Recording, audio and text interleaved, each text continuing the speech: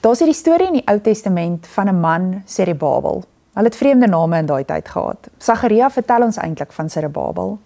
Zerubabel was weggevoer gewees uit 'n land uit wat hy skaars geken het omdat hy te jonk was, en vir lank het hy net geluister na die stories wat sy oupas en sy ooms vertel het van hierdie wonderlike plek waar hulle gebly het. Alles wat hulle daar beleef het, alles wat hulle gesien het en op watter manier hulle daar die Here kon aanbid. En dan kry Zerubabel 'n kans om terug te gaan. En meer as dit, kry hy 'n kans om eintlik hierdie tempel wat weggevat is, wat afgebreek is, weer te gaan bou.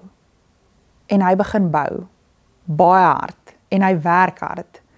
Maar daar's soveel teenkanting, soveel mense wat dit vir hom moeilik maak, wat teen hom is. En dan gee hy op, soos wat meeste van ons op 'n sekere punt partykeer doen. Dit word vir hom net te moeilik. En vir 17 jaar lank doen Zerubabel niks nie. Hy beweeg weg van hierdie projek af. Maar die Here hou aan om in sy hart te werk en met hom te gesels oor hierdie droom.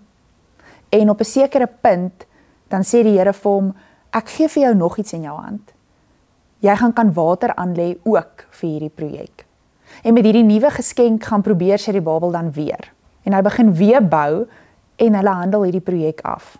Dis nie net 'n altaar nie, maar dis eintlik 'n tempel wat gebou word waar die mense weer kan aanbid. Hoekom lees ek en jy vandag nog steeds in 2025 hierdie verhaal van 'n man wat soveel jare terug aan 'n tempel gebou het? Ek dink ons lees dit nog steeds omdat die Here vir my en jou ook goed in ons hand en in ons lewens gee. Hy vertrou ons met sekere goed wat ons moet kan doen, wat ons nie altyd reg kry nie, waarvoor ons soms moed verloor, wat ons soms glo die droom is dalk te groot vir my en jou. Maar die Here los dit in ons hand. Miskien was dit in hierdie jaar vir jou net 'n verhouding gewees, of 'n vriendskap. Ek dink die Here kom en sê, daar's 3 maande in hierdie jaar oor, die jaar is so amper verby. Maar hy het iets in jou hand neergesit aan die begin van hierdie jaar, en wat het jy daarmee gemaak? Want hy vertrou jou nog steeds daarmee, om die mooiste storie te skryf.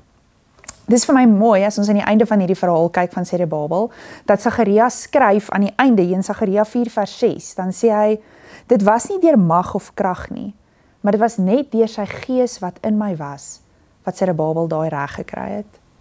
En daai selfde gees is vandag nog steeds in my en in jou. So stop vir 'n oomblik hierdie week. Kyk wat die Here in jou hand jou mee vertrou, en mag jy verder bou. Mag jy die mooiste tempels bou in jou lewe.